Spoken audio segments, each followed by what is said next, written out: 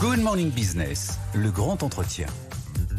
Le grand entretien aujourd'hui à 7h44 sur BFM Business et sur AMC Découverte. Notre invité avec Raphaël Legendre, c'est Gilles Andrier. Bonjour. Bonjour. Le directeur général de Givaudan. 16 000 personnes dans le monde, un peu plus de 7 milliards d'euros de chiffre d'affaires. Groupe suisse, un des leaders mondiaux des parfums et de la beauté. Vous fabriquez notamment Opium, Poison, j'adore, et bien d'autres. Vous allez ouvrir à Grasse, en France, un centre d'excellence. Grasse qui redevient l'épicentre du parfum avec le retour d'autres grandes maisons ces dernières années. C'est étonnant, il y a un mouvement de relocalisation autour de Grasse. D'abord, il y a un pôle qui est lié à son histoire et puis surtout à notre histoire à Grasse, car on est une société jeune mais qui a quand même 250 ans d'histoire, avec beaucoup de racines à Grasse, donc des noms comme Chiris, Roure. Donc on en est parti dans les années 90, parce que c'était un petit peu compliqué de fabriquer des essences naturelles au milieu de la ville avec toutes les contraintes environnementales. Et donc on revient à Grasse pour, donc sur la base d'un site historique, refaire du naturel. Et surtout un centre d'expertise autour de la C'est une friche que vous allez reprendre. Alors c'est une friche, pas tout à fait, donc avec un bâti quand même existant qu'on va essayer de valoriser. Donc on a un très joli projet donc avec environ 60 employés qui travailleront autour du naturel pour la parfumerie fine. Voilà, c'était 2,6 hectares, une friche qui était à l'abandon depuis 2006. Expliquez-nous un peu plus en détail ce que vous allez faire précisément à cet endroit. Alors c'est surtout un lieu d'innovation où on va travailler en fait sur tout ce qui est naturel. En fait, pourquoi Grasse en fait Grasse dans son histoire, c'est vrai que alors je suis pas agronome, mais c'est vrai que c'est un littoral qui est coincé entre la montagne et la mer, avec un climat qu'on connaît et qui fait qu'il y a beaucoup d'essences et de botaniques qui poussent à Grasse, qui ont spécifiques à Grasse. Hein, oui, la rose de mai, mais il y a le mimosa, le jasmin et ainsi de suite, qui fait qu'elles ont des particularités olfactives. Donc on va c'est exploiter ça, mais aussi il y a beaucoup de talent et de savoir-faire autour de Grasse, autour du parfum sur lesquels on va. Et donc combien d'emplois ? 60 emplois. 60 emplois. Alors on est déjà à Grasse, c'est simplement qu'on va réinvestir.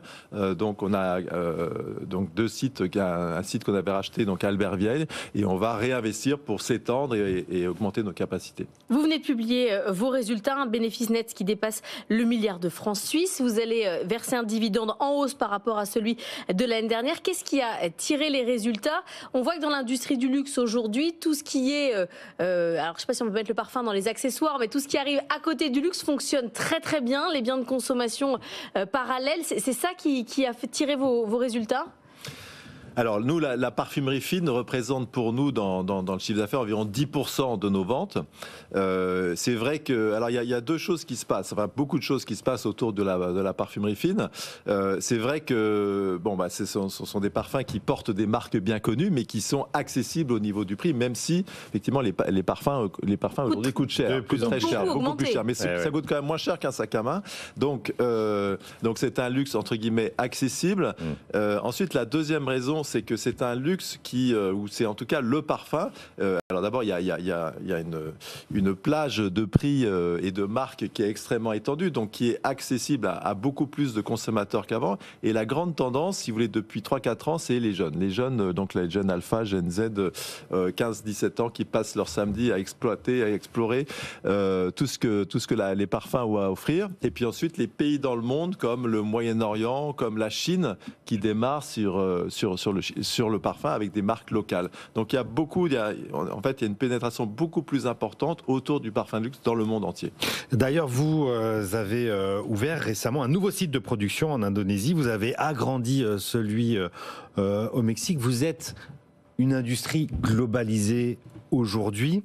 Est-ce que vous pouvez nous parler un petit peu du découpage ? Est-ce que ça veut dire que vous produisez de plus en plus localement parce que le monde qui avance, c'est de plus en plus de tarifs de douane, c'est des refermements de certaines régions sur elles-mêmes. Est-ce que c'est quelque chose que vous sentez dans votre organisation ? Alors, la globalisation, l'étendue de Givaudan, c'est vrai qu'on a 120 sites dans le monde entier. partout on vend, on produit. C'est-à-dire, mais ça, c'est pas pour des raisons douanières, ça on l'a commencé bien avant. C'est plutôt parce que, en fait, comme effectivement les parfums, les arômes sont des produits qui voyagent pas très bien et surtout fragiles, chers, qui sont fragiles. Ouais. Et donc du coup, on est obligé de fabriquer localement et avec des délais de livraison extrêmement courts. Il faut livrer entre 5 à 10 jours nos clients. Donc c'est un développement qu'on a eu chez Givaudan qui s'est étendu dans le monde entier avec des investissements partout. Et donc, c'est la raison principale. Mais alors, du coup, je comprends bien qu'il faut être proche du client, mais je ne suis pas sûre que Grasse, en Europe et dans l'ensemble des pays autour, ça soit l'endroit où c'est le moins cher de produire. Il y a là-dedans, derrière, une idée de dire Made in Grasse, où il y a derrière juste un choix économique. C'est-à-dire que ça va vous servir de revenir à Grasse ? Alors, il y a un choix, d'abord de talent et de savoir-faire. Il y a un choix, effectivement, d'image aussi. Bon, c'est important. Je pense que l'attrait de Grasse, c'est vrai qu'il y a des marques de nos clients qui sont revenus à Grasse parce que il y a une volonté politique aussi de faire. Oui, mais enfin, on suit ni la politique des tarifs ni les politiques. On est une entreprise. On peut vous faciliter la tâche, notamment avec des friches prêtes à l'emploi. Voilà, mais enfin, on aurait pu le faire ailleurs. Mais encore une fois, c'est le retour de Givaudan à ses racines. J'ai parlé des botaniques, j'ai parlé qui fait que ce centre d'innovation va nous permettre de développer des choses uniques. En fait, dans la parfumerie, dans les arômes, il faut arriver à se différencier. Nos clients se différencient par l'odeur et le goût. C'est ça qui est finalement notre chance et notre raison d'exister. Mais vous n'êtes pas dit je vais aller au Moyen-Orient ou dans un autre pays pour produire moins cher. C'est pas un sujet pour vous. C'était pas. Non, c'est pas un sujet. Encore une fois, ce qui est important, c'est d'être là où nos clients sont. Alors, vous avez quand même l'amont. Enfin, aujourd'hui, quand on fabrique un parfum, c'est une formule de 80 à 120 ingrédients qu'il faut assembler n'importe où dans le monde.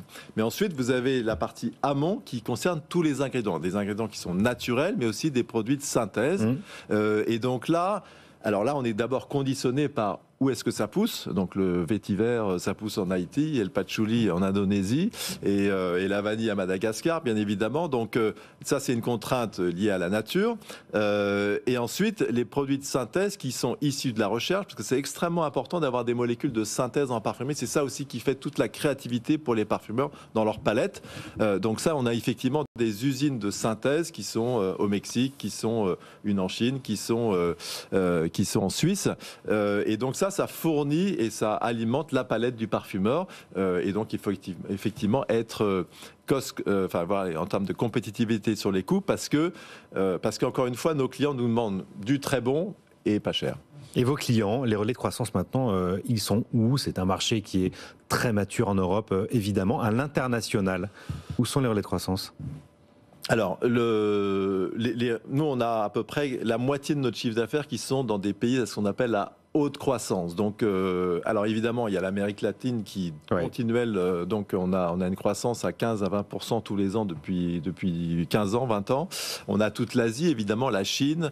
On a l'Indonésie, toute l'Asie du Sud-Est. Mais ensuite, il y a toute une région qui est extraordinaire en termes de potentiel, mais qui a déjà atteint le milliard pour nous, qui est ce qu'on appelle SAMEA. Donc, ça inclut en fait le Moyen-Orient, l'Afrique, l'Inde. Et on oublie souvent que il y a beaucoup d'images autour ce qu'on appelle des marchés à haute croissance qui sont phagocytés par la Chine. Mais en fait, 1 milliard en SAMEA. Donc ça fait partie aussi des relais de croissance que nous avons. Et ensuite, vous avez un autre relais de croissance extrêmement important qui est en fait la nature de nos clients. Donc c'est vrai que traditionnellement, Givaudan, depuis 30 ans, 40 ans, s'est développé donc avec les grands clients internationaux qui se déployait sur le monde entier. Mais tout notre relais de croissance aujourd'hui, depuis 10 ans, il est avec les petits moyens clients parce que les consommateurs veulent du local, parce que les gens sont plutôt attirés par des petites marques.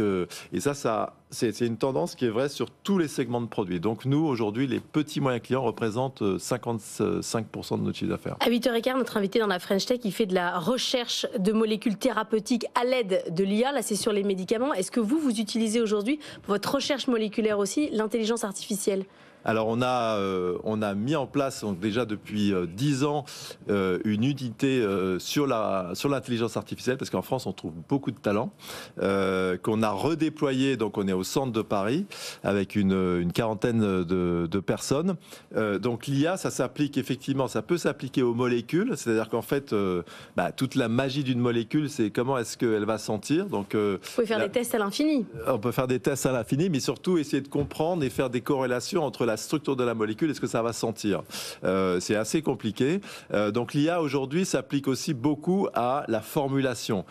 Donc non pas de remplacer nos 120 parfumeurs dans le monde. On en a d'ailleurs 40 en France. Encore un tiers de tous nos nez sont en France.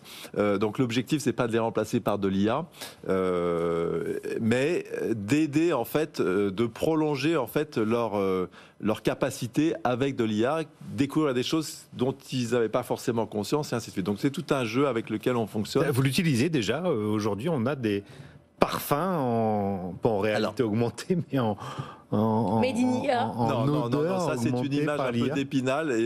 C'est des parfums qui sont. Alors on a tout un outil qui est par exemple de visualiser une formule. C'est sur une feuille Excel quasiment, enfin pour la visualiser. Et aujourd'hui on visualise ça avec un système qui s'appelle Carto, qui permet en fait pour le parfumeur et le client de visualiser la formule et d'avoir de l'IA qui fonctionne derrière en fonction de la nature des molécules et ainsi de suite. Mais oui, il y a des tentatives qui ont été faites, mais c'est pas vraiment l'objectif de créer une formule juste à partir. On n'aura pas de bot un jour à qui on pourra prompter un type de parfum et qui nous recréerait comme ça de manière artificielle un parfum. Dites-moi qui vous êtes et je vais vous sortir un parfum.